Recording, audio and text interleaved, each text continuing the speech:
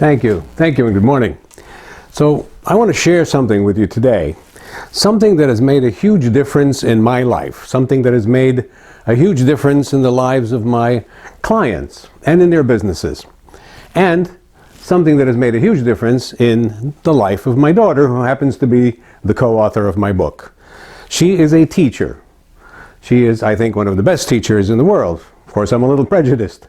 But at the same time, she has used this same theory that I'm about to share with you, this same practice that I'm about to share with you for the last 10 years, helping freshmen, juniors, seniors, and even sophomores get to better places with their thinking.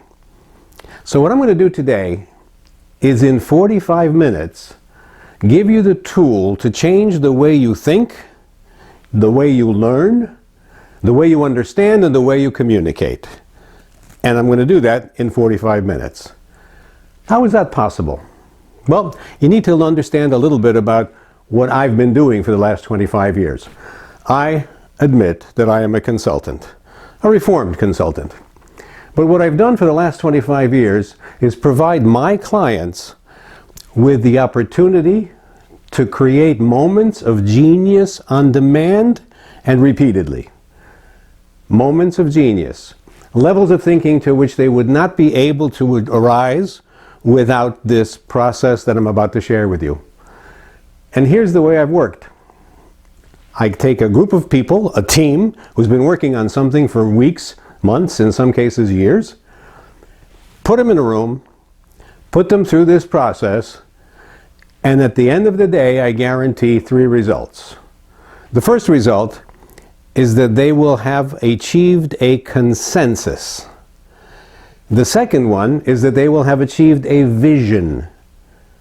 And the third is that they will have achieved an action plan, all in one day. Oh, and by the way, it comes with a money-back guarantee. If I fail to achieve this with a client, they don't have to pay. And I have to tell you, in 25 years, I haven't left one single penny on the table. How is this possible? Well, I'll tell you how it's possible. Because for 25 years, I've been, without understanding it, I have been doing the equivalent of what people have done for thousands of years to achieve enlightenment. Levels of consciousness far above the norm. But I've done it in a commercial setting. It's taken me 25 years. How am I going to get you to the same place in 45 minutes? That I can answer in one word: algorithm.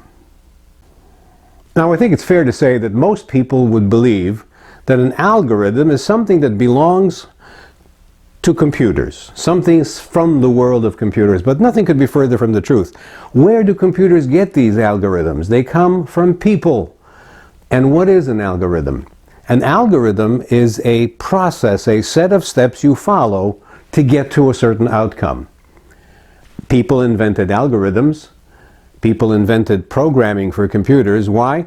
Because it mirrors and is a shadow of, to be perfectly honest, what goes on in the human mind, how our brains work. So how can you achieve, with an algorithm, moments of genius that are going to change the way you think, you learn, you understand, and you communicate? We call this algorithm Thinking Whole. Thinking Whole is an algorithm for creative, critical thinking, for individuals, for organizations, for teams. Now, when you use Thinking Whole, it can help you achieve personal, organizational, and team moments of genius. What do moments of genius help you to do? Well, they help you to think more productively, to learn more efficiently, to understand more concisely, and most importantly, to communicate more effectively. Our book, Breaking Genius: How You Can Use Thinking Whole to Create Moments of Genius for Your Team, Your Organization, and Yourself, is actually based on an explosion of thinking about how we think that's happened in only the last 20 years. This explosion involved people from all walks of life, disciplines, the Dalai Lama, monks, neuroscientists, psychologists, economists, people who thought about thinking the way we think in many, many different ways. And that's part of the problem. So many different opinions. How do you take them all and turn it into something practical? That's what we have tried to do. But the beginning was actually a guy named Danny Kahneman, who in 2002 was given the Nobel Prize in economics. Now Kahneman is, and was, a psychologist. He was as shocked as anyone that he would have gotten a Nobel Prize in, of all things, economics. What did Danny Kahneman bring to the table? To put it simply, it is the theory that we do most of our thinking through one or the other, or in some cases both, of two systems. Thinking fast. Thinking fast is essentially intuition. It is explosive, it's instant, and it's immediately gratifying. Thinking slow is deliberate. It is thoughtful. It is calculating. What's the benefit and what's the difference between the two? Well, thinking fast, because it is intuitive, gives you the answer immediately. You just know. What's the downside? The downside of thinking fast is that you don't know how you arrived at that answer, which means you can't explain to me how you arrived at that answer, which means that you can't be sure that you could arrive at it again, and I can't be sure of getting to the same place that you got to. Well, then let's do the deliberative thing. Let's look at numbers, let's calculate, let's think heavily. That's got to be much better. Not exactly. In the first case, research shows that thinking fast and thinking slow are roughly right and roughly wrong in equal measure. So neither is demonstrably better than the other. That leaves the other question wide open. Thinking fast and thinking slow are terrific when it comes to making decisions. Now, what's a decision? Well, a decision basically is choosing between A or B, making a choice between discrete possibilities and alternatives. But there's a lot more that goes on up here in this very precious 1,500 cubic centimeters of gray matter, because what goes on here is different dimension than making decisions. We tend to be not only deducive, but also creative. We tend to be innovative. We tend to be and have the capacity, as I believe every one of us does, to reach genius. How do you get that marshaled? And by the way, that's the other problem with what Kahneman came up with. It's simply a description of what happens. What we've tried to do with Thinking Whole is give you a prescription of how to go about getting to interesting places. So, Thinking Whole is what we consider to be the third way. Thinking fast and thinking slow are great for making decisions, but you gotta have something else to get you to creative places. And that is the formula. Now, if that's the formula, then how does it work? Well, you know what? In every form of human endeavor, those who succeed, those who excel, they do so because they do three things. They learn, they exercise, and they master the fundamentals. There are fundamentals. There are fundamentals to how you hold a golf club. There are fundamentals to how you swing a bat. If you learn the fundamentals, basketball, you will be very good. If you don't, you will not be very good, and you will be inconsistent. Now, there are some fundamentals very specific to the concept of the algorithm of thinking whole. They are three. There is the form, there is the focus, and there is a discipline. Now, if you master these fundamentals, then moments of genius are going to be readily available to you on demand whenever you need them. So what are the conditions of having a moment of genius? How do you know you had one? It goes like this. A moment of genius is something above and beyond the expected, the usual, and the ordinary. Number two, a moment of genius, once manifested, speaks for itself. Something entirely new and different suddenly makes so much sense that we should have known this before. That is a moment of genius. It is so right. And number three, a moment of genius must leave behind a tangible, meaningful artifact. Something that inspires, something that energizes, and something that guides. We believe that moments of genius should cause something to happen. They are not the end-all and be-all in their selves. Now, this algorithm, this approach, this thinking whole process, has worked for senior leadership teams. Senior leadership teams, even in Fortune 50 multinational companies. It's worked for creative departments in advertising agencies. Can you see that concept? An algorithm, a process for creativity that actually improved the creative output of advertising agencies. And finally, most importantly, it's worked with my daughter, which means that it works in a classroom of 14-year-olds.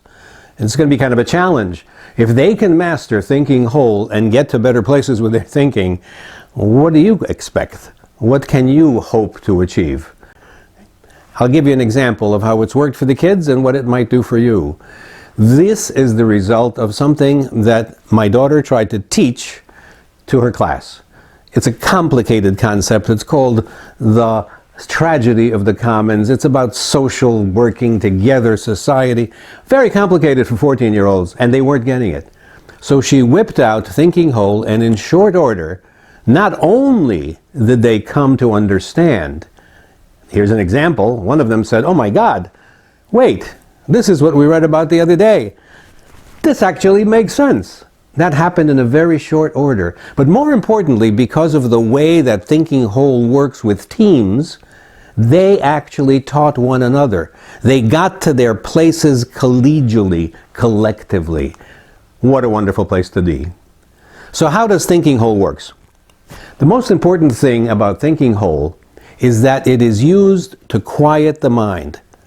I don't know if you think about this very often, but the truth is you cannot not think about something. It is impossible to still your mind to the extent there nothing is in it.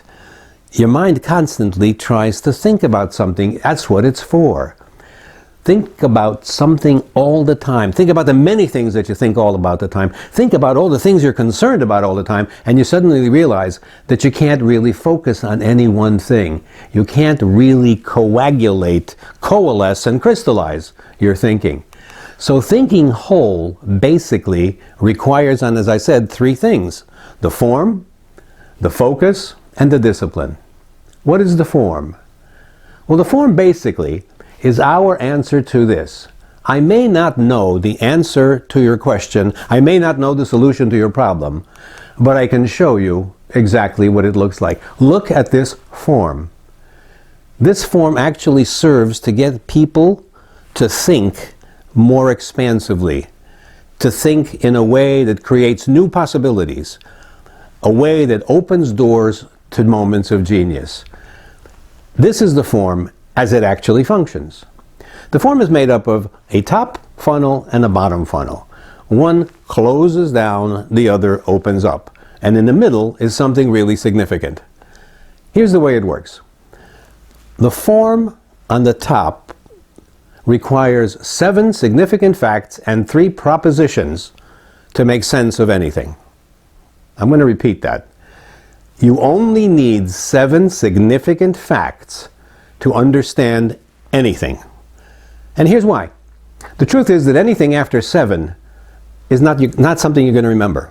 Research has proven conclusively over and over again that nobody can make sense of information beyond 7 ideas. That's why there are 7 telephone digits. AT&T figured this out a long time ago. So you need only 7 significant facts. By the way, as far as we have come to understand, it is neither more nor less than 7. When we work with groups, typically what happens is we ask people to start talking. We list down 1, 2, 3, 4, 5, 6, 7. When we reach 7, there is no 8. That is to say, if somebody comes up with another idea, we don't throw it away. We just say, okay, there are only 7 spaces. Those 7 spaces are precious, and if you have a proposition that makes the number greater, we have to figure out how to get the number back down to 7. 7 is the magical, mystical number. It works. I don't really understand why. I don't propose to understand why, but it does. Okay? 7 significant facts. By the way, there can't be fewer than 7, because that simply means you haven't really thought about it. So it is a discipline that at once limits the number of choices. That means you have to make really good choices. And at the same time, it also insists on having 7 choices. So there's a push me, pull you that gets you to think about the significance of the facts you're talking about. Now, to make this more meaningful, you have to take the 7 facts and bring them into something that gets to some level of actionability. And we believe that is the 3 propositions. 3 propositions that are drawn from those 7 facts and create a kind of space. The propositions are at once comparative and yet competitive. They are different aspects that together point to a whole. And what's the whole? The whole, in this case W-H-O-L-E, right, is what we call the central operating principle. Not an aha, not an answer, not a solution, but a central operating principle. By the way, the words operating principle are very important. We believe that meaningful making sense of information leads to actionability. What good is information unless you can do something with it, advance something with it, create something with it? So the central operating principle is derived from the 7 facts and 3 propositions, and it points the way to what comes next. And what comes next is a reversal of the numbers, right? A reversal of the numbers. What we now lead to is 3 strategies that come from the central operating principle, and then we come up with 7 executions that make those strategies real. And that, my friends, is the short story of thinking whole. So let's do a quick summary. What happens at the top of the form is actionable insighting, getting to insights that actually mean something and can have an effect on what you do next. The next step is focusing on the operating principle, the COP. Every good project needs a good COP, the central operating principle, because the central operating principle tells you what you do next. That leads to what we call actionable inciting, C-I-T-I-N-G. By the way, inciting something is not a bad thing. From the original Latin, inciting simply means to hasten the happening of something. So actionable inciting turns the central operating principle into strategies that become executions, and voila, you're there. Now, we said originally that there's a form of focus and a discipline. What is the focus? It's a well-known fact, you know it yourself, that often in meetings when people come to understanding something, they keep talking. They keep talking and they keep going on and on and on and on, and they lose their way. How do you keep your mind on track? The form shapes your thinking. The focus, which could also be considered a mantra, is something that keeps you on track. Remember I said there, our minds wander. Our minds wander. We start thinking of more possibilities. You know why we wander? Because our brains reprogram themselves every millisecond. That means every millionth of a second, our brains are reprogramming completely based on what we're hearing, what we're seeing. How do you keep on track? With the focus. In our case, it's very simple. Okay, if we were Buddhist monks, we would focus with a mantra as simple as Om. Om. That sound reverberating through your skull actually makes it possible for you to focus on one place. Remember, clearing your mind is not possible. Focusing on one thing is the best we can do to still the mind. In our case, the focus, the focus, which is also the mantra, is 73137. 73137. It becomes like a marching order. If you use 73137, if you keep focusing that everything comes out at 7137, you'll be surprised at how well it works. Some of you may have read the book, A Hitchhiker's Guide to the Galaxy. And in that book, there is this wonderful scene where a supercomputer has been running for millions and millions of years to tell you what the meaning of life is. And one day it stops and it starts spitting out an answer, and everyone stands around waiting to hear what is the meaning of life, what is the truth of the universe. The computer cranks up, printer starts running, and all of a sudden out comes the solution. On the page is written 42. So the secret of life is 42? Well, perhaps, yes. we know that the secret of life, the secret of thinking, the secret of thinking whole, the secret of creativity and moments of genius is 73137. And that leaves us with the last part of thinking whole, the process. That is what we call the discipline.